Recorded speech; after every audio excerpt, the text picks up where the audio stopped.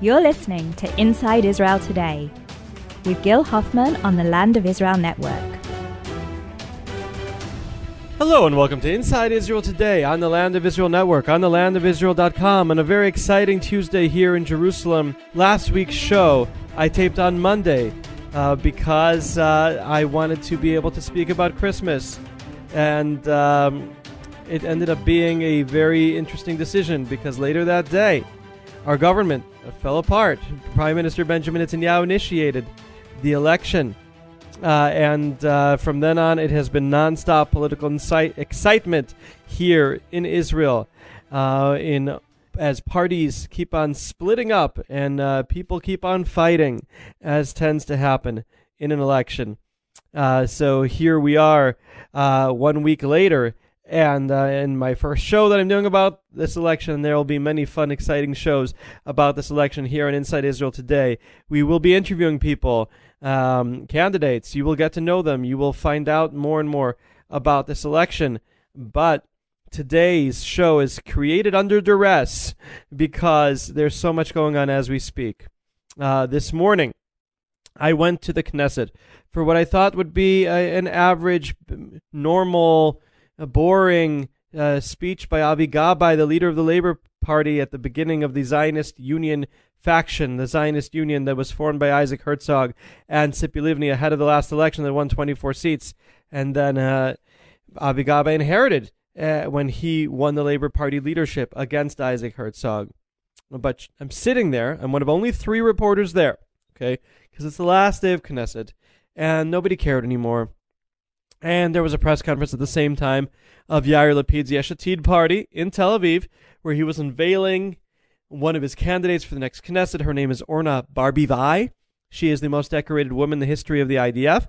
Very special lady and everything, but I live in Jerusalem. I went to the event in Jerusalem, and while I'm sitting there, Avi Gabbay starts speaking against Tzipi Livni. Says, you know what, this partnership isn't working. I really gave it a try. And then ends it by saying, Tzipi, good luck in whatever party you run with in the election. ציפי, אני מאחל לך הצלחה בבחירות, בכל מפלגה שלא תהיי. אנחנו נמשיך להילחם ולהיות מחויבים לשינוי שעם ישראל רוצה. And I look around at the faces of all the different Knesset members who, you know, a few minutes ago were just looking in every direction except Gabbay because they have so little respect for him. These are his MKs. And they were in complete shock. From Tzipi Livni on down. She was sitting right next to him as he was speaking, as he was slapping her face on live television, announcing in a way that only Donald Trump could, "You're fired." You're fired. But at least Trump has a tradition of saying you're fired, so it shouldn't really surprise anyone anymore. Here there was so much more drama than any kind of reality television show. She looked like she had sucked the most sour lemon in the world. And I felt so bad. These Knesset members around the table have been going through a very tough time. The Zionist Union had 24 seats, and the latest polls showed that they would get 8. And that's running together. And Avi Gabbay has 3 seats, including for himself, reserved in the top 7 candidates for people he chooses himself, plus the seat for Tzipi Livni, who had the number 2 slot reserved. It's 1, 2, 3, and 7 all gone. And I can understand the Knesset members of Labor who have worked hard to be in the Knesset and everything, saw that they didn't have a lot of hope. And so Avi Gabbay, I guess, felt that he had to do something. So the something that he did, you'd think he would try to, make a bond with another party, but no one wanted to make a bond with him. Benny Gantz just wanted to stay on the sidelines and not taint himself by attaching himself to the left-wing Zionist Union party. The last thing you want to be in Israel right now is a leftist. So with nobody willing to join together with the Zionist Union, Avi Gabbay decided to break it up. Now, Avi Gabbay's anger had been growing for a long time. When Isaac Herzog left to become the chairman of the Jewish Agency. The job of opposition leader opened, and Livni kind of blackmailed Gabbay into giving it to her. And when he gave it to her, she didn't say thank you. She didn't praise Gabbay. She didn't sell him to Israel and to the world as the next prime minister.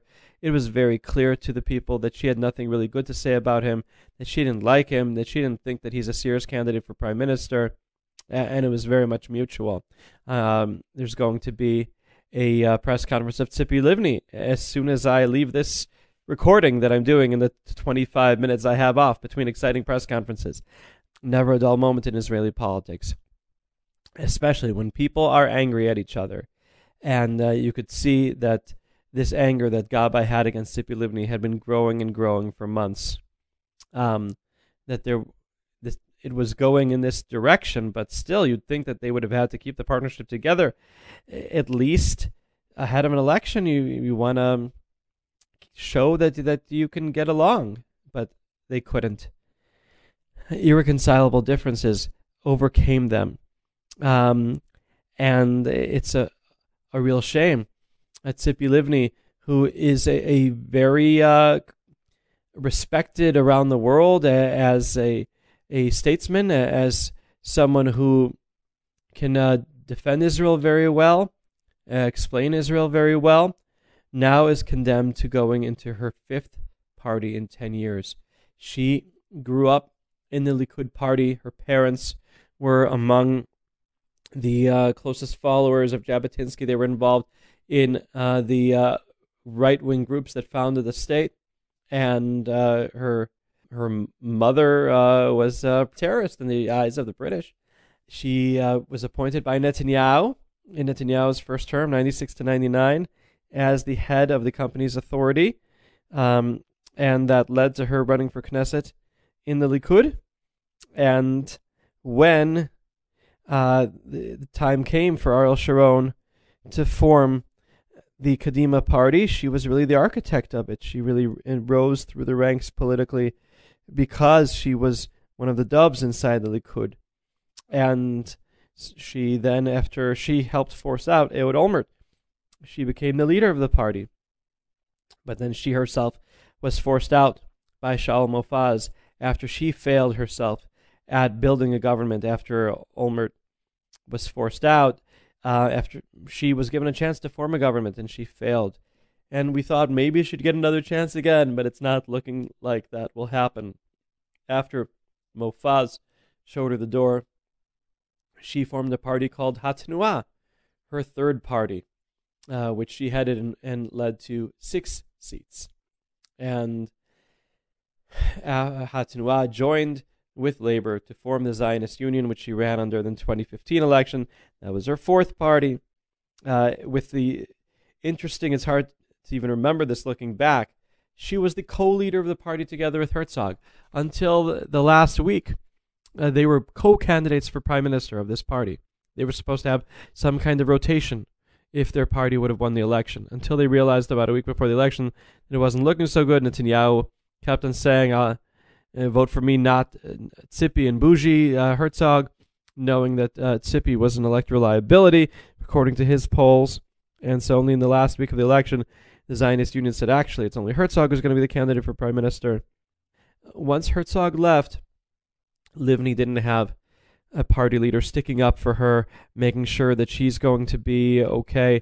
Gabbay would meet with leaders and then not take her with.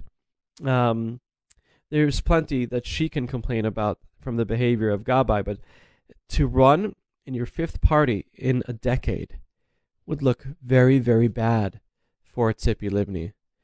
She is someone who I guess never really fit in the Labor Party with their big history of David Ben-Gurion and Yitzhak Rabin and Shimon Peres. And she said that as someone who grew up in that Likud household, she couldn't run as Labor itself. Avi Gabbay said he tried to merge the parties, and she didn't feel comfortable doing that. And now the question is, what is she going to do? I mean, we're going to find out quite soon when this press conference happens. And, you do the radio shows, and you never know what is going to happen immediately after them. I can't do the radio show like a minute before you listen to it. But it could be the end of the political career of Tzipi Livni. I doubt it, because she's a fighter, and there are another 10 parties she could potentially join. But that would be a shame, regardless of political views, because she is such a professional. And even if you're strongly against withdrawing from land, which she's a top advocate of, she's a good person who I've gotten to know very well. This is a woman who lives on chocolate, eats nothing but chocolate. I've never seen any food but chocolate. She's a vegetarian, which means she eats chocolate. And she has done so much over the last 20 years. She's been in like 10 different ministerial portfolios that she held. But as the leader of a party, she was not nice to the people under her. She's not nice to Shalom Mofaz. She was not nice to Amram Mitzna, who ran in her Hatnuah party and then was shown the door. Same thing with Mayor Shitrit. These are people who've done a lot for this country, and she was not very respectful to them. Avi Gabbay is someone who's I've never seen him be really respectful to anyone. The MKs who supported him first when he ran for the leadership of the Labour Party, he did not reward them. He was not nice to them after he got elected, and they became his biggest enemies and critics. Avi Gabbay built himself up from a development town in the Jerusalem's Talpiot neighborhood that was built hastily for immigrants from North Africa and the Middle East. He rose from that just because of his own intelligence to become a millionaire who was the head of the Bezik telephone company for a while. And today, when he was delivering his speech, he said, I learned from all the people who picked on me back then never to believe people when they say I can't do it. I can do it. Everyone has been doubting me lately, saying that I'm not going to be prime minister. And yes, I believe that I will be prime minister. I'm not going to let anybody bring me down. And you have to respect that kind of courage. Afterward, there was a meeting of the Labour Party MKs behind closed doors, but things in Israel don't stay behind closed doors very often. So there were MKs inside who were reporting to the press outside that Gabbay used not such polite language when describing Livni. He said that since I gave her the job of opposition leader, all I got from her was, he used a word that is not a nice word. Then he talked about how she has behaved terribly to him. He talked about how the party had to go in a different direction. And Knesset members, for the most part, supported him. But there were a couple who said that they felt very uncomfortable with how he was so disrespectful to Tzipi Livni. And there was Eitan Kabel who said, why don't you consult with us? Why are you so disrespectful to us? This is our political future that you're gambling on by getting rid of her. And so the drama is continuing to go on as we speak. Now, this isn't the only drama that there's been over the last week. You also had Naftali Bennett and Ayelet Shaked leave their party, the Bayit Yehudi party, for a new party that they're calling Hayamina Chadash, the New Right, that will run on its own in this coming election, and then I think will join the Likud after that, no matter how many seats they get, because Ayelet and Naftali want to be prime minister. And Ayelet has a good chance of being prime minister one day if she's able to join the Likud party, which is the ruling party. They couldn't have made the jump from Bayit Yehudi directly to Likud, but this new party that they've formed is a little bit of a way station that can facilitate that happening. Everyone is getting ready for the post-Netanyahu era.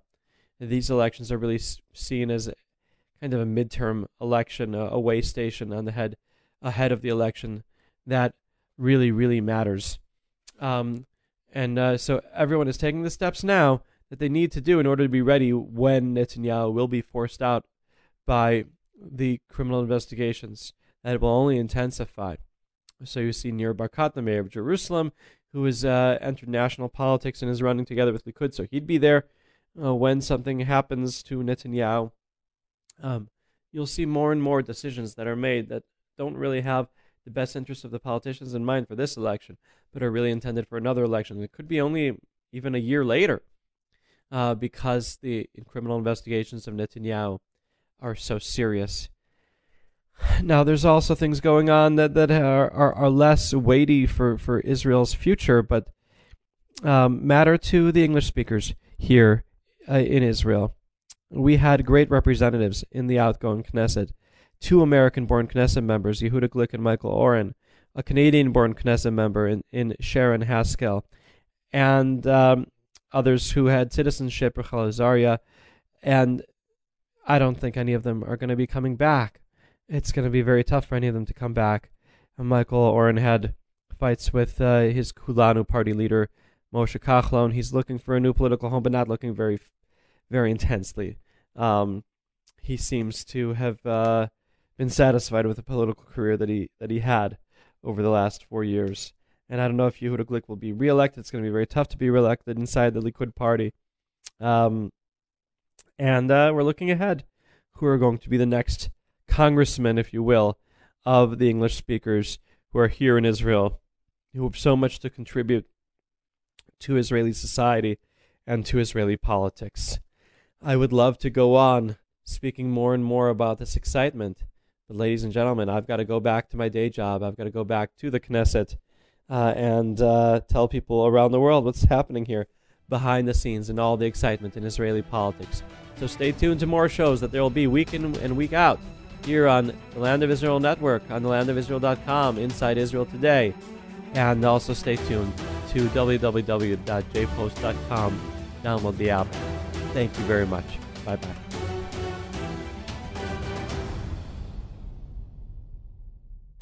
Hi folks, Josh Haston here, host of Israel Uncensored on the Land of Israel Network at thelandofisrael.com. This week, an exclusive interview with Dr. Seth Franzman, op-ed editor at the Jerusalem Post. He has been to Turkey, he's been to Iraq, he's been to Kurdistan to cover regional conflict here in the Middle East. It may not immediately affect us, but the larger picture is that with the U.S. reducing its footprint, and I think also leading to a lot of questions about how erratic the Trump administration is becoming. Hear what he has to say about the U.S. decision to pull U.S. troops out of Syria. Don't miss the show exclusively here on the Land of Israel Network at thelandofisrael.com. That's Israel Uncensored with Josh Haston this week. Don't miss it.